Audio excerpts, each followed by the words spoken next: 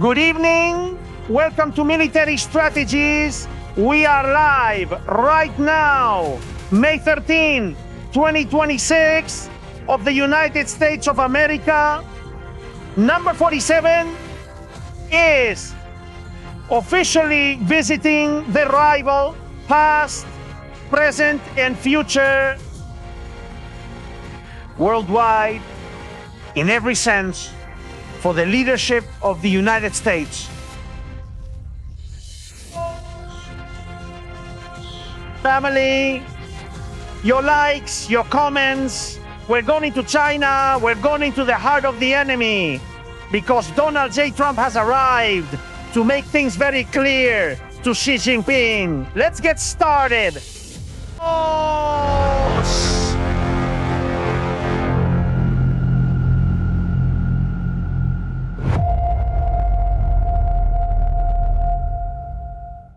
Good evening, family. Welcome to Military Strategies. Thank you very much for being here with us.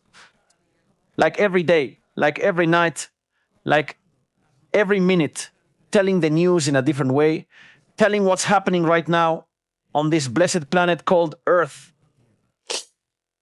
There it is, the beast. The car that has perhaps been to more places on this planet. In this case, with Donald J. Trump. Over time, we have seen how presidents of the United States of America visited the sleeping giant called China.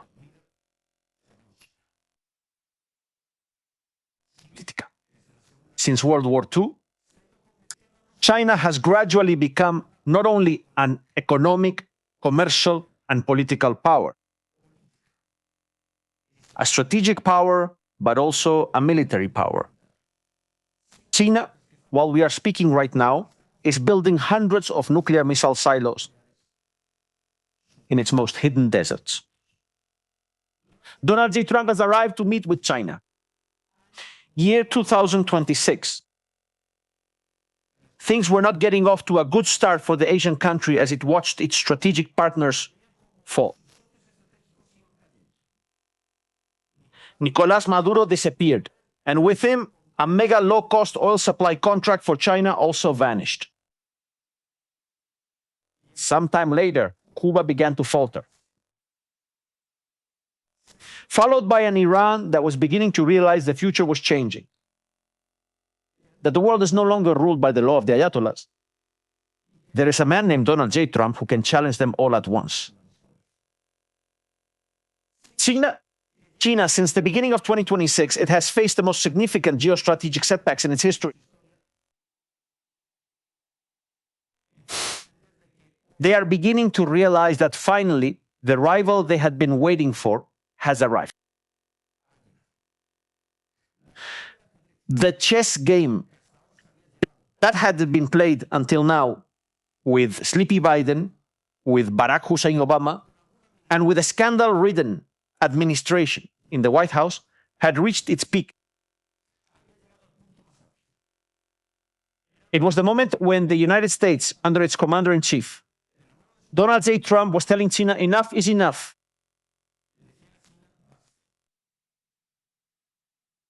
Enough of threatening Taiwan. Enough of sending spies to the United States of America to undermine technological systems or the now well-known war for artificial intelligence. Something that gives you chills. Personally, until relatively recently, I hadn't realized what it was capable of. Artificial intelligence systems and the knowledge they can give us. The space race. Even becoming the first to reach Mars. China had also, a few years earlier, put a mission into orbit that sent technology to the far side of the moon. We're experiencing another Cold War-style race with China. A China that is not willing to back down for even a minute, not even a second, not even an instant. The position it currently holds in the world. Welcome to Military Strategies. Thank you for joining. What we're about to see is very interesting. I think that the meeting that is taking place right now, after 16 hours of travel between Donald J. Trump and Xi Jinping, is a meeting that could mark a turning point for practically the entire planet, a large part of this planet. Gracias. Your likes and comments are super important. Everyone, if you haven't subscribed yet, subscribe to the channel, subscribe. It's super, super vital these days when censorship is so widespread right now. Thank you. Attention, because besides what we're talking about in this episode, in this story, right after this, we have a bombshell show. Vaya, a few years ago, someone sank a Russian ship with 2 nuclear reactors off the coast of Spain. Wow. Let's see what's going on over there. Radiation measurements, rumors, secrecy, stonewalling. What is lying 2,000 meters deep right now in the Mediterranean? Who sank that ship? And what does Spain know but isn't telling? Well, we'll talk about all that throughout the story. Donald J. Trump, what happened? Well, here it is. Official video, Trump's arrival at China. It's impressive to see how orderly China is. They gave him a lavish reception. Nothing like what happened with Barack Hussein Obama. Barack Hussein Obama, when he went to China, they had to get him off the plane through a secondary door, a secondary staircase, because they didn't put the staircase in place for him. They didn't provide stairs for Air Force One. Nothing like the reception we're seeing right now. Nothing like it. Nothing like it compared to what we had seen in the past. It's completely different and on another level. China is going crazy right now because Donald J. Trump is there. And it's curious. If they're enemies, why are they going crazy? Why are they cheering for Donald Trump?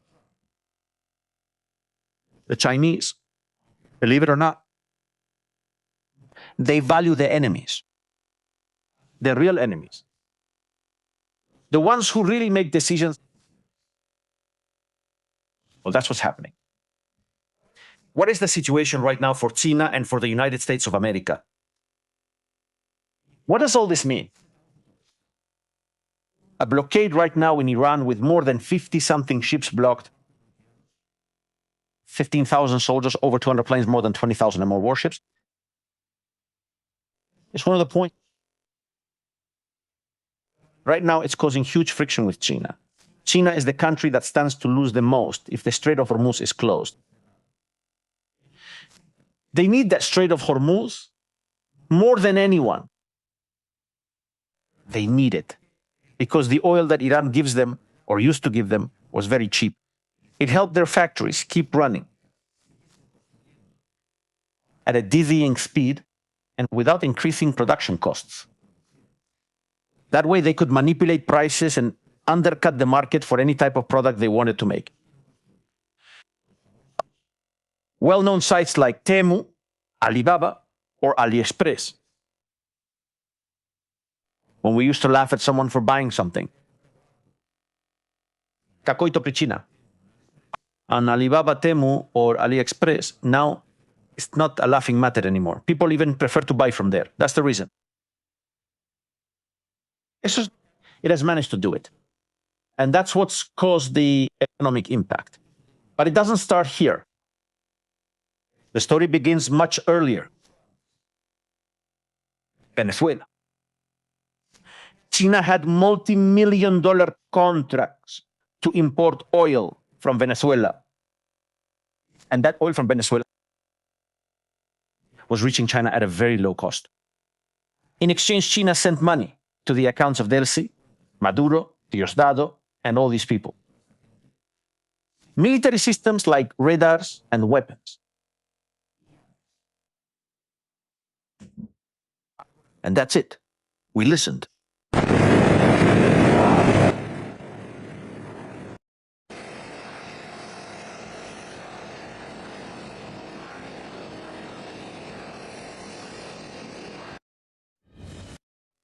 It's tremendous. It's tremendous, the spectacle they've put on for Trump.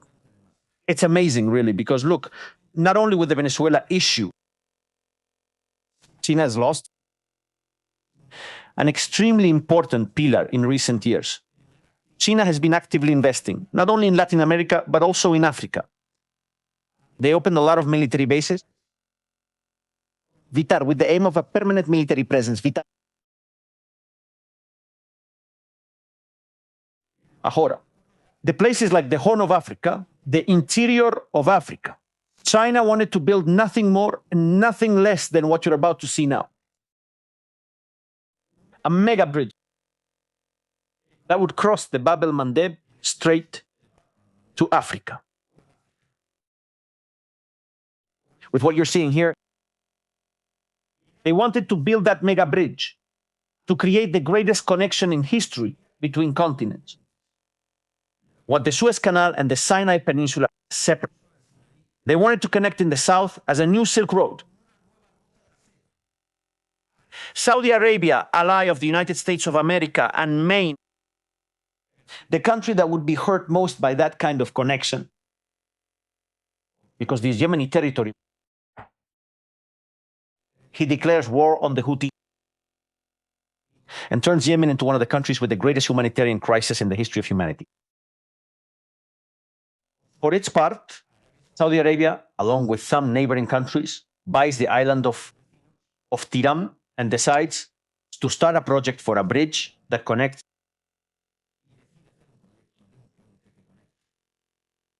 Sharm el-Sheikh with Saudi Arabia. The project that the Houthis were not allowed to do, the Saudis want to do. Who signed? Joe Biden, who convinced Israel to accept that the island of Tiran would be handed over to Saudi Arabia. In ancient times, the country of mummies, pharaohs, crocodiles, and pyramids, Egypt, was in control of this island. General Fattah al-Sisi sells the island to Saudi Arabia because he has no money, no liquidity. Saudi Arabia buys it, and it is now part of Saudi Arabian territory. It's one of the examples. China starts promising some countries on the Red Sea coast that in exchange for allowing a military base, they will receive help regarding territory, technology, nuclear reactors, knowledge, and science to improve the quality of life of their citizens. Many of these countries have taken the bait and have allowed Chinese military bases in this area. In reality, the bases are meant to do something that seems unbelievable. The Asian giant, the creator of technology, everything we see around us needs rare earth mines, lithium, and a bunch of minerals that are found in Africa.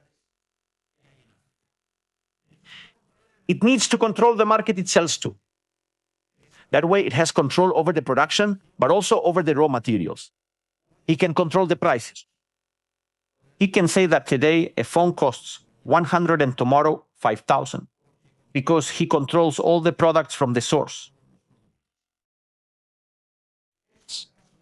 That's the case in Africa, with a bunch of shell companies to collaborate with some republics, countries, and dictatorships and exploit their natural resources. Europa. It's not just Europe. China is one of the main targets and also a rival for Europe. Its war against Europe is economic. For more than 30 years, China has been causing the closure of European industries, which pack up and move their manufacturing to China. Products that don't have the same quality, the same controls, or the same guarantees as if they were made in Europe. Automobile companies, those of us who are from Spain, from the end of 2025 until now, May 2026,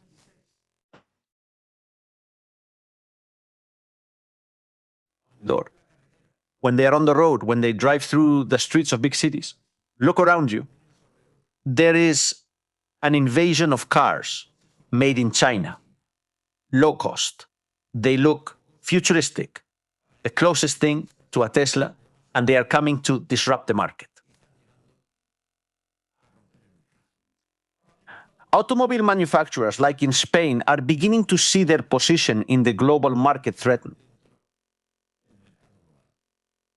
The brand, for example, Honda, suggests that if the situation continues like this, if the market remains so disrupted by Chinese cars, they will have to shut down their automobile division, which would be historic. Honda, one of the best Asian automobile manufacturers as well, the world. But it sees that the parts, the components of its cars are made in China and take a long time to move through the supply chain before reaching the factories. So if you want to buy a car and it takes 6 months to build, China takes 2 months and you have it at your doorstep. Apasionante. But on the other hand, it also has another story that is incredibly fascinating. The debt. Europe is in debt.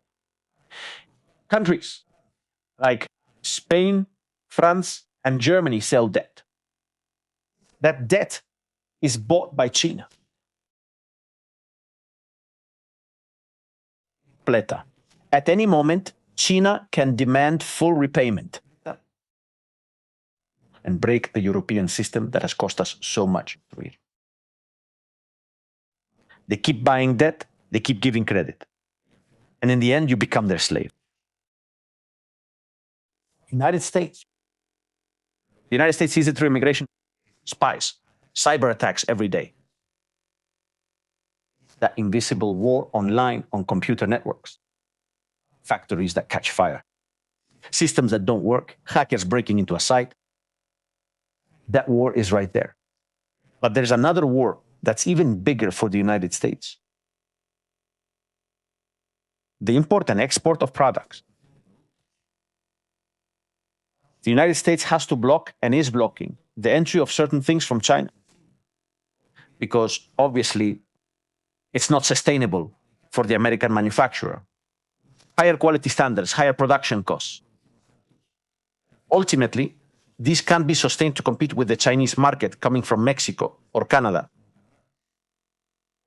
That's why Donald J. Trump, among other things, imposes something called tariffs. Complicada. But the story gets even more complicated. Complicada. The island of Cuba.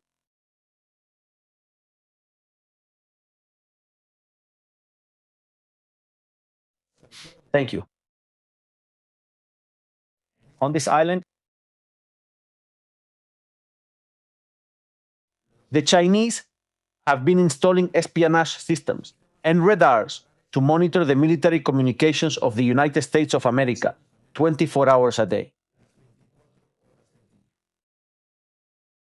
What you're hearing and seeing, we had been doing programs for several days talking about the topic of Cuba. China is very, very upset about the situation right now with Cuba. They're taking away an important part of their espionage program right in front of their faces. China has economic agreements with the Canel regime that in exchange for Cuban intelligence, providing information to China, they would get money and oil. Well, now the oil isn't coming in, nor the money, and the Chinese bases are going to have to close. Either that, or Havana is going to be stormed. The United States sees it as a Cuban Missile Crisis. The Chinese are in Cuba, not exactly to do business, but to look for our weak points and attack us in the future. China, which we actually talked about in a bunch of shows more than a year and a half ago. Hundreds of missile silos, ballistic missiles with nuclear capability to attack the United States of America. But there's more. Another important point in the story that Donald J. Trump will also have to address with this, people. Panama, the Panama Canal, the massive project built by the United States of America, so global shipping would not have to make a huge sea detour to connect two seas through the locks of that famous canal. I think it's the greatest feat of engineering ever made, even today. It's a canal that is still being built out to this day. Well, China could not think of anything better than opening two terminals.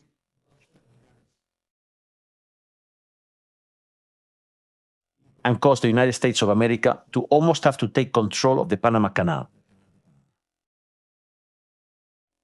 The situation has gotten to the point that now legally China has lost those contracts that had been granted in some way. The United States threatened that it would not allow China's interference in Panama. Now, what Panama is doing is stopping ships with Panamanian flags. In Chinese ports, they are searched and held for days, causing delivery delays and navigation problems, and an increase in freight prices because of this. A big problem for Panama, since many of the oil tankers and cargo ships fly the Panamanian flag. It provides major economic support for the country. Marco Rubio came out a few days ago to defend Panama and say, "We are going to stand with Panama in what is an abuse by China." Well, there you have it.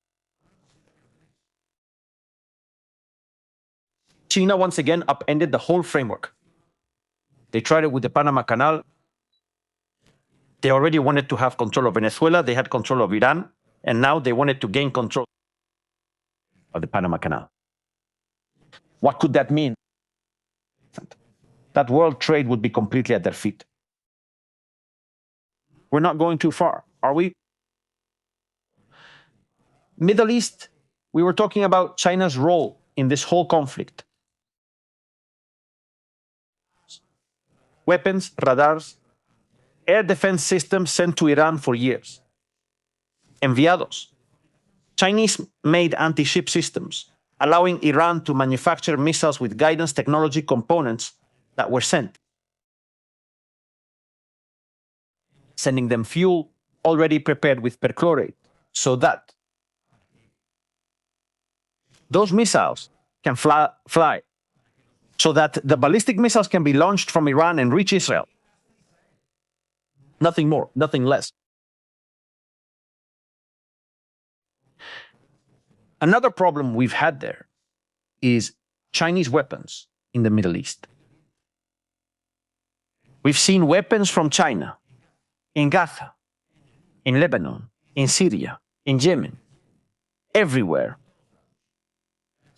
The question everyone might ask themselves is, how the hell is it possible that this is happening? Because the market hasn't allowed it yet. To put a stop to China's ambitions. Officially, October 2025 was the last time when Xi Jinping and Donald J. Trump saw each other face to face.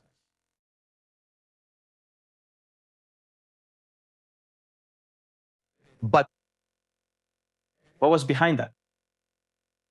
Well, the main event of the whole story, the island of Taiwan, that's where the key to many things that are happening or will happen with China. China officially does not recognize the independence of Taiwan and says that territory belongs to it. That Taiwan is China and China is Taiwan.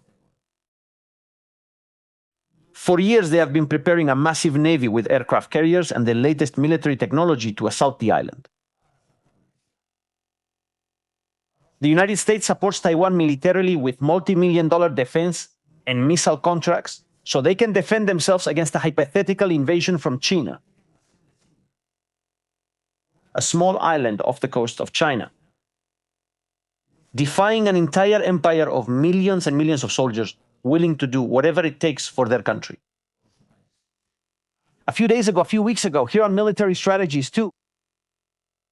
In this area, we see they found spy torpedoes strategically placed to control the passage of military ships to the seas of China.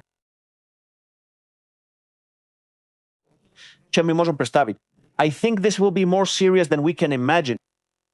So much more serious.